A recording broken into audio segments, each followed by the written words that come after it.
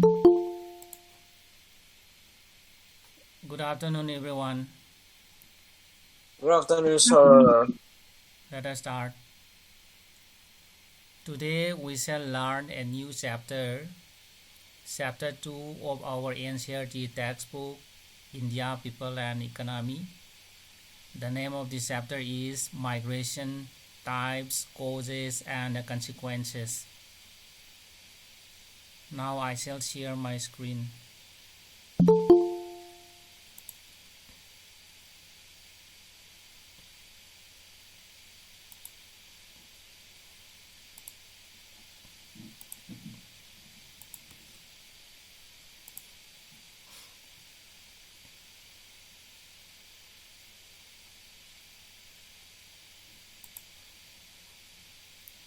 So Chapter 2, Migration, Types, Causes and Consequences.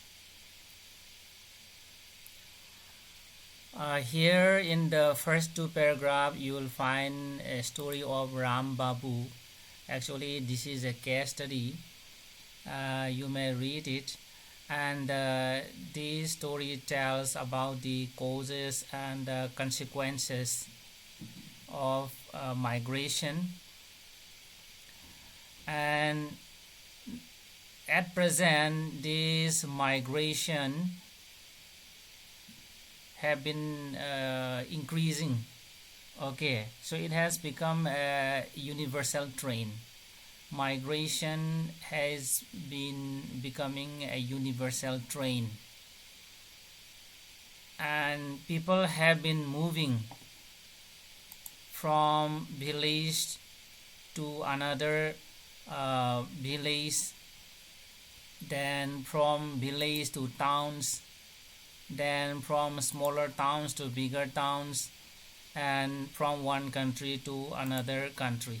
So these are the different streams of migration, and we shall discuss about it in detail afterwards. Okay, we have this village to village migration, then village to town migration, then smaller town to bigger town migration, and migration from one country to another country. So these are the different streams of migration. And migration, you must know, has been an integral part and a very important factor in redistributing population over time and space. So migration has been an integral part and a very important factor in redistributing population. And about it we have learned in the previous classes also how migration causes change in the number of population and a change in the number of population from one place to another place. So India has also witnessed the waves of migrants coming to the country from Central and West Asia, and also from Southeast Asia. Okay, many people have been migrating from Central Asia, West Asia, and from Southeast Asia. When you learn history classes, you might have learned about it. Okay, most of the people inhabiting in northern India had been migrating from the Central Asian countries and other countries of the world in history classes. I think you have already learned about it. Okay, and similarly, large number of people from India too have been migrating to places in search of job opportunities. You must know that many people are migrating from other countries to our country. At the same time, people from India too have been migrating to other places of the world in search of better opportunities, especially in the countries of Middle East, then West European countries, American countries, Australia, East and Southeast Asia. Okay, and next in the box we have one topic, that is Indian diaspora. Do you know what is the meaning of diaspora or Indian diaspora?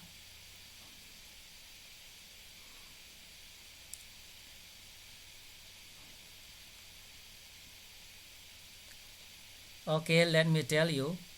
Indian diaspora is a generic term to describe the people who migrated from territories that are currently within the borders of the Republic of India. That means Indian diaspora are those Indians who have been migrated from India to other parts of the world and settled there and participated in the development of those countries.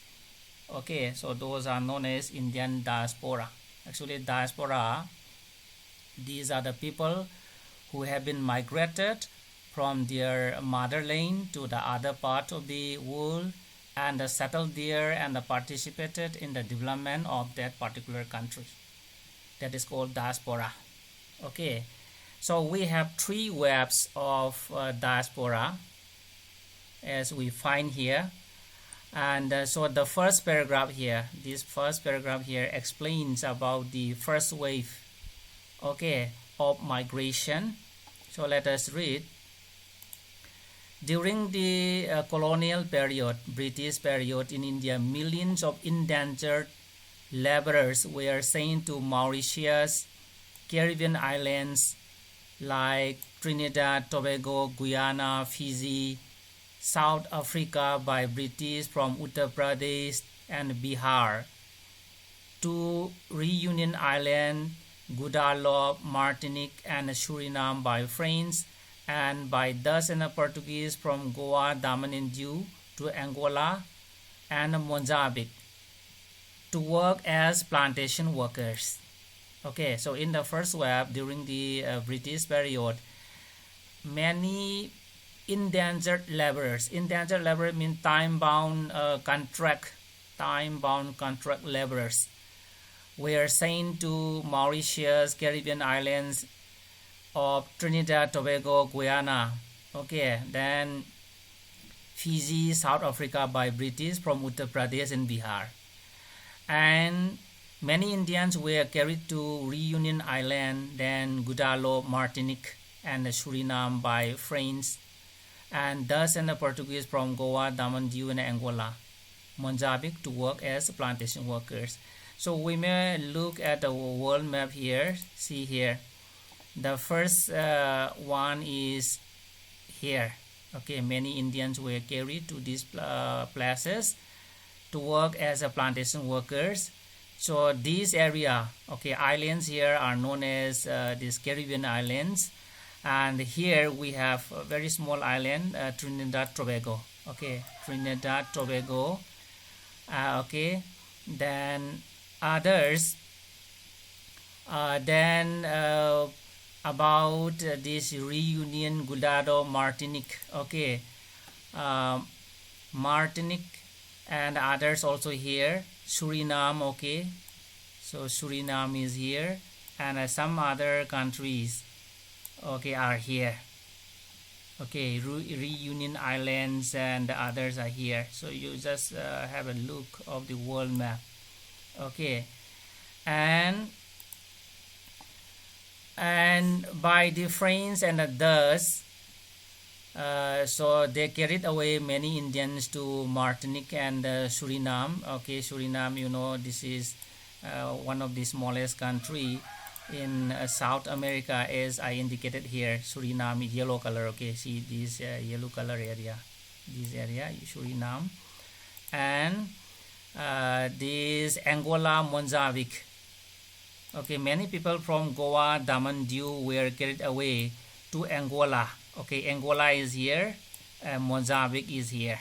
It is from here. Okay, from here. So many people from Goa, then Daman, Diu were carried away by the Portuguese. Okay, and thus there in these African countries to work as plantation workers. So this is about the first wave. and all such migrations were covered under the time-bound contract known as Girmik Act, that is Indian Immigration Act. However, the living conditions of these indentured laborers were not better than the slaves. That means they were just like slaves. Okay, so this is about the first wave. And second wave here, second wave of migrants ventured out into neighboring countries in the recent times as professionals, artisans, traders, and factory workers.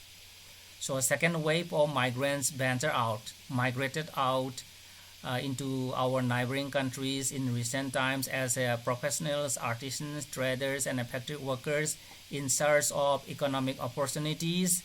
Okay, to Thailand, Malaysia, Singapore, Indonesia, Brunei, and African countries.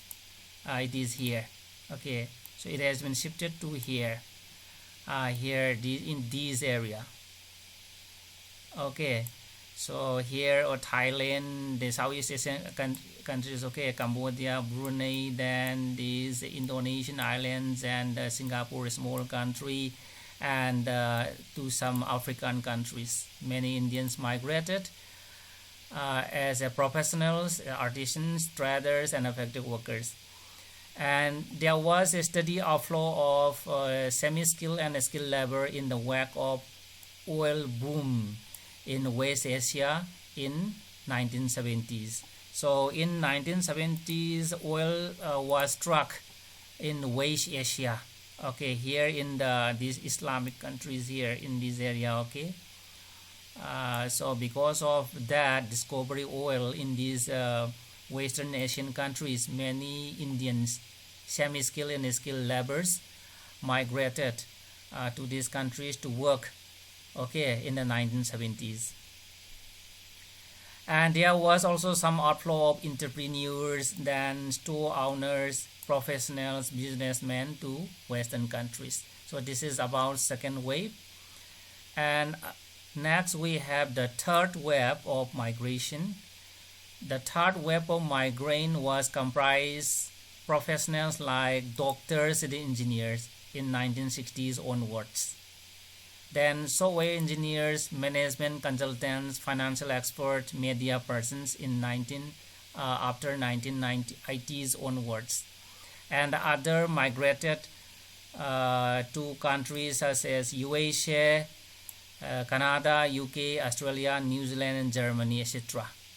Okay, in the third wave, many Indians comprising professionals like doctors and engineers, okay, and software engineers, management consultants, financial experts, and media persons migrated to countries like the United States of America, Canada, USA, Australia, New Zealand, United Kingdom, and Germany. Okay, so some migrated in 1960s. For example, doctors and engineers started migration from 1960s onwards. Engineers, management consultants from 1980 onwards. Okay, these people migrated to the developed countries of the world. And these professionals enjoyed the distinction of being one of the highly educated, highest earning, and prospering group. Okay, that means the third wave of migration comprises highly educated, highly earning, and a prospering group. And after liberalization in the 1990s, education and knowledge-based Indian immigration has made Indian diaspora one of the most powerful diasporas in the world. So after 1990s, okay, LPG, that liberalization, privatization, okay, that scheme was there in economics also, you might have learned. After that liberalization policy, after 1990s, okay, knowledge-based Indian immigration took place. And now in the world, this group of migrants, okay, were one of the most powerful diasporas in the world. So these are the three waves of migration from India to other countries of the world. Okay, the first wave took place during the colonial period, The second wave took place after independence, okay, and the third wave recently. And the third wave comprises highly educated, highly earning, prospering group. So this is about Indian diaspora. Any question from your side, boys and girls? No, sir. Okay, next we have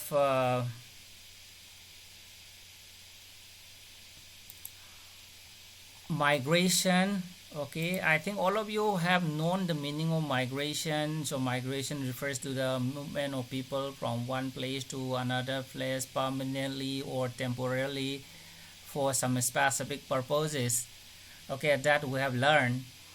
And migration in India, okay, was recorded at the beginning of the first census conducted in 1991. Okay, actually migration was recorded beginning from the first census in India conducted 1891. We know that the first census in India was conducted in 1881 during the colonial period. Since then, migration has been recorded. Okay, and the data were recorded on the basis of place of birth. However, the first major modification was introduced in 1961 census by bringing two additional components, namely place of birth and duration of residence. So major modification in the census questionnaire was done in 1961 census by adding two additional components, namely place of birth, whether the person was born in a village or in a town. Okay, place of birth, whether the person is born in a village or town, and duration of residence. Okay, how long the person has been residing or born elsewhere.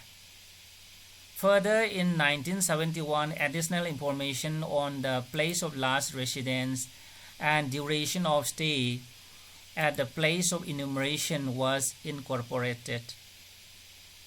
In 1971, additional information on the place of last residence, about it we shall discuss about it, and duration of stay at the place of last at the place of enumeration. Enumeration means counting, were incorporated. Information on reasons for migration were incorporated in 1981 census and modified in consecutive censuses. So here actually about census, see, this sheet shows census schedule for the year 2021. Okay, so this is a census, a sample of census schedule, page 1 for the census India 2021.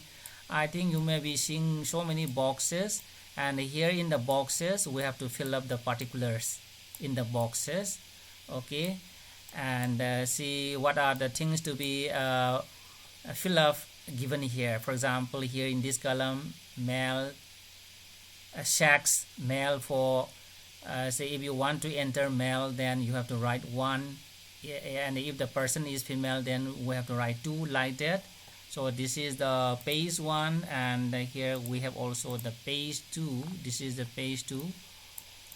Okay, and this is just an example.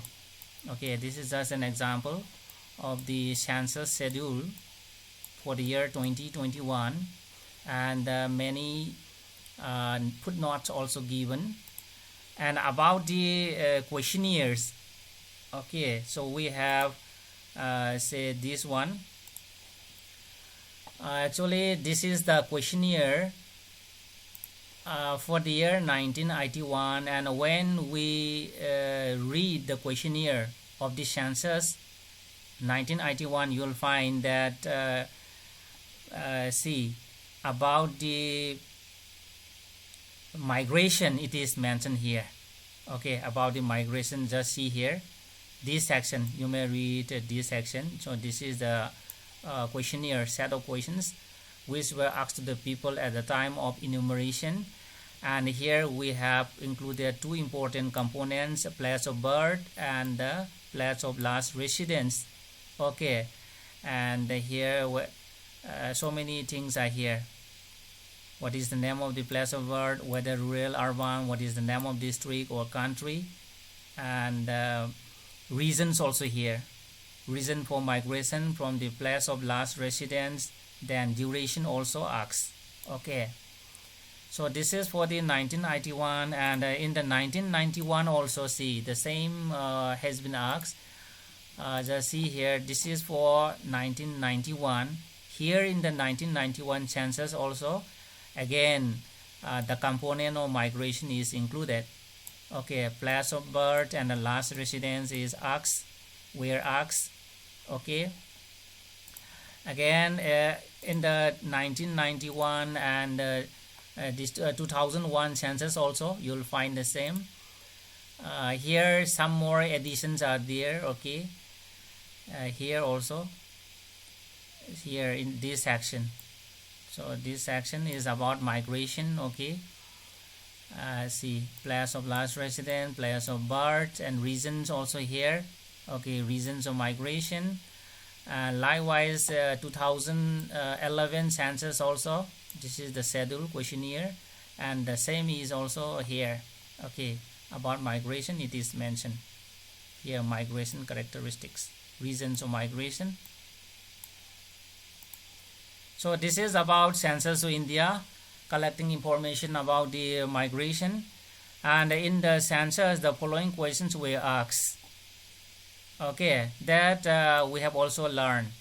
Is the person born in this village or town? If no, then further information is taken on rural urban status of the place of birth, name of district, state, and if outside India, then name of the country of birth.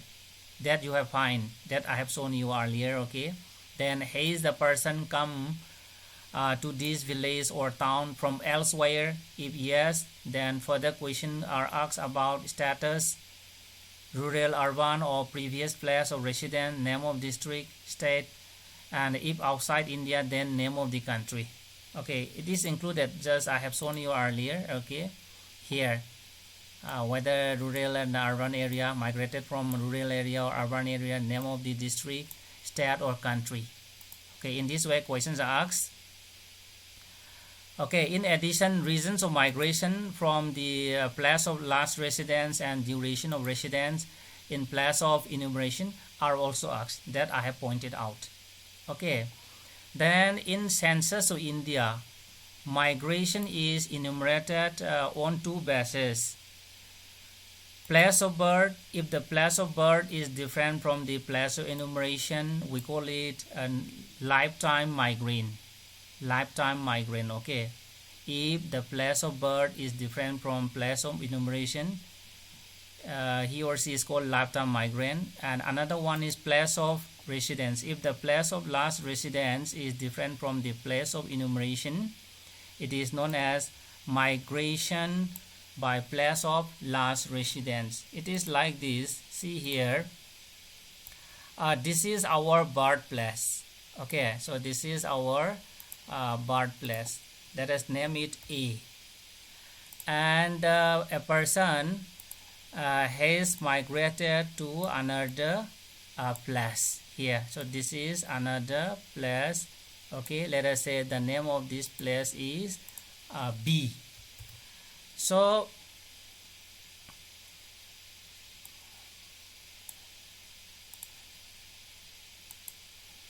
okay, so let me tell you, this is our place of birth, and we have migrated to B.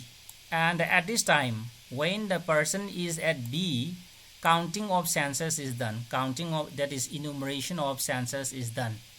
So in this case, the person is known as what? The person is known as a lifetime migrant, because his place of birth is different from the place of counting. This case. Okay, so this is the place of birth, and when he or she is at B, then counting, the enumeration of census is done, so he or she is known as lifetime migrant, because his place of enumeration is different from the place of birth. So this is the first case. Then after some years, again after some years, the same person has been migrated to another place. So let us say this is another place C. Okay, so this is the place C, and at this time, when the person is at C, the enumeration of census come. So in this case, place B is the place of last residence. Okay, here B is the place of last residence for this person, and when the person is at C, enumeration of the census comes, and this type of migration is known as migrant by place of last residence. Migrant by place of last residence, because the place of last residence is different from the place of enumeration. So in this case, the place of last residence, this is the place of last residence, and the place of last residence is different from the place of enumeration. Okay, and such type of migration is known as migrant by last residence. So this is what? This is what? This is lifetime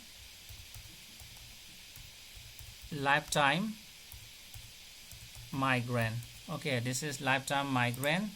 And what about this? What about this? This is migrant by place of last residence. Migrant by place of last residence. Okay.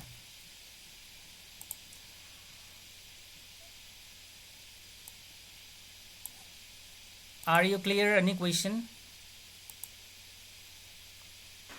No, sir. No question. Okay, then let us continue. As per the census 2001, out of the, actually in the year 2001, India had only 1029 million people.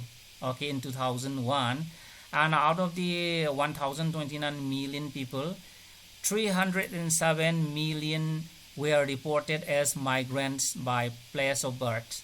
Okay, 30% of the total population of India in the year 2001 was migrant by place of birth. So many migrants were there. However, this figure was 315 million, 31% in the case of place of last residence. 315 million was migrant by place of last residence. Okay. Next we have streams of migrants, streams of migration, as we have learned in the first page. In a few facts pertaining to internal migration and the international migration, so these are the two major types of migration. The first one is known as internal migration, that is migration within the country. Migration from one state to another state, that is migration within the country, is known as internal migration. And another type of migration is international migration, that is migration from one country to another countries of the world. Okay, and under the internal migration, we have four streams of migration, and those are rural to rural migration, R to R, then rural to urban migration, R to U, then urban to urban migration, U to U, and urban to rural migration, that is from a town to or city to village. So these are the four streams of migration. And here figure number 2.1 shows, okay, intrastate and interstate migration, this by place of last residence. And here let us examine this diagram. See here, the first one, this one 2.1a, is about intrastate migration, that is migration within the state, migration from one district to another district of a state. So in this case, see here the dark gray represents female migrants, and the light gray represents male migrants. So in all the four streams, see here, rural to rural migration, rural to urban migration, urban to rural, then urban to urban. In all the four streams of migration, here the number of females are more than the males. See here, rural to rural migration also number of females are more. Rural to urban, number of females more. Urban to rural also females are more, and urban to urban also females are more than the males. So this is for the intrastate migration, that is migration from one district to another district within the state. And about the interstate migration, that is migration from one state to another state. For example, migration from Bihar to West Bengal, from Bihar to Manipur, like that. In such type of migration, here we find some variation. Just see here, the dark gray shows females, and light gray shows males. In case of rural to rural stream of migration, females are more. Okay, females are more. So this may be due to marriage or other cases. But in case of rural to urban, streams of migration, males are more, because males are migrating from villages to urban areas in search of jobs. Okay, then urban to rural areas, we find almost equal number of males and females. And for the urban to urban migration, here in this case we find a little more females than the males. So this is the trend of interstate migration in India. And so let us continue. So in India, during the 2001 census, out of 215 million migrants that we have announced, read out earlier, enumerated on the basis of last residence, 98 million had changed their place of residence in the last 10 years. And out of these, 81 million were intrastate migrants. Okay. Out of the 98 million migrants, 315 million migrants, 81 million migrants were intrastate migrant, that is migration from one district to another district within the state, or from one village to another village. And the stream was dominated by female migrants, as we learned earlier, and the reasons were mainly related to marriage. And in 2001, the census 2001 has recorded that more than 5 million persons have migrated to India from other countries. More than 5 million persons have migrated to India from other countries, moving into India from other countries. Out of these, 96% came from neighboring countries. Out of the 5 million immigrants, 96% came from neighboring countries. For example, from Bangladesh, 3 million, then from Pakistan, 0.9 million, from Nepal, 0.5 million, that is 5 lakhs. Included in these are 0.16 million refugees from Tibet, then Sri Lanka, Bangladesh, Pakistan, Afghanistan, Iran, and Myanmar. Those migrants were also included, refugees. For example, when there was political turmoil in Tibet, many Tibetans fled into India. Likewise, when there were war between Pakistan and Bangladesh, so many Bangladeshis fled into India. And as far as immigration from India is concerned, that is moving out, it is estimated that there are around 20 million people of Indian diaspora spread across 110 countries. So 20 million Indians have been moving out from our country to other countries of the world, to others, spreading to 110 countries of the world. This is about Indian diaspora. And the last topic, Okay, spatial variation in migration. Okay, the number of migrants are vary. Okay, from one place to another place. See, some states like Maharashtra, Delhi, Gujarat, and Haryana attract migrants. So because these are developed states, okay, Maharashtra, Delhi, Gujarat, Haryana attract migrants. Industries are there, many opportunities are there, and that is why these states, okay, attract migrants from other states such as Uttar Pradesh and Bihar, etc. Then Maharashtra occupied first place in the list with 2.3 million net in migrants, followed by Delhi, Gujarat, and Haryana.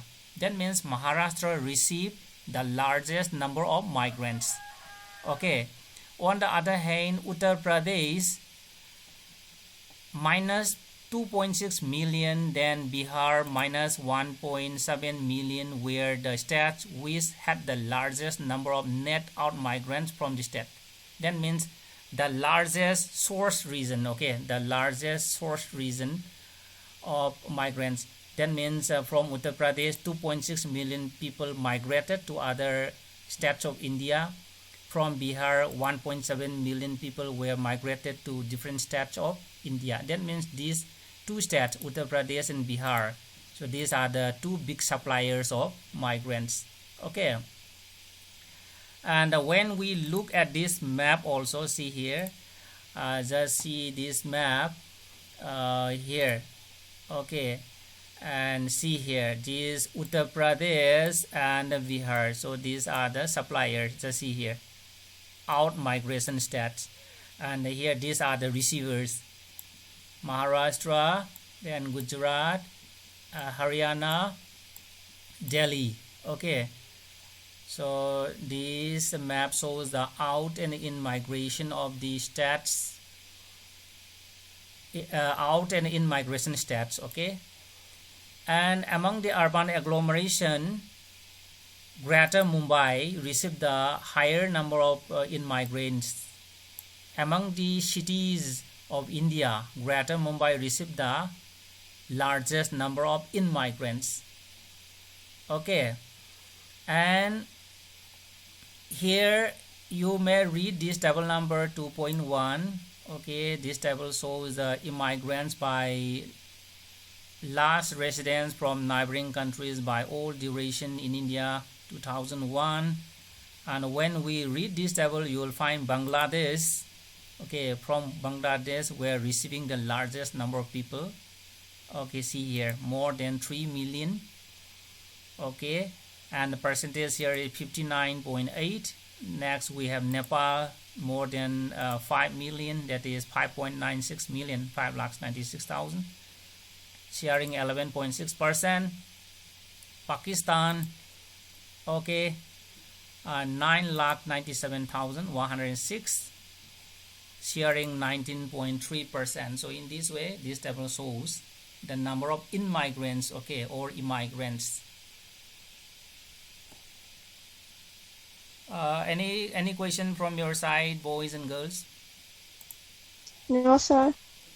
Okay, then let us stop here for today. Thank you very much for joining my class, and don't forget to send your names in the WhatsApp group for attendance.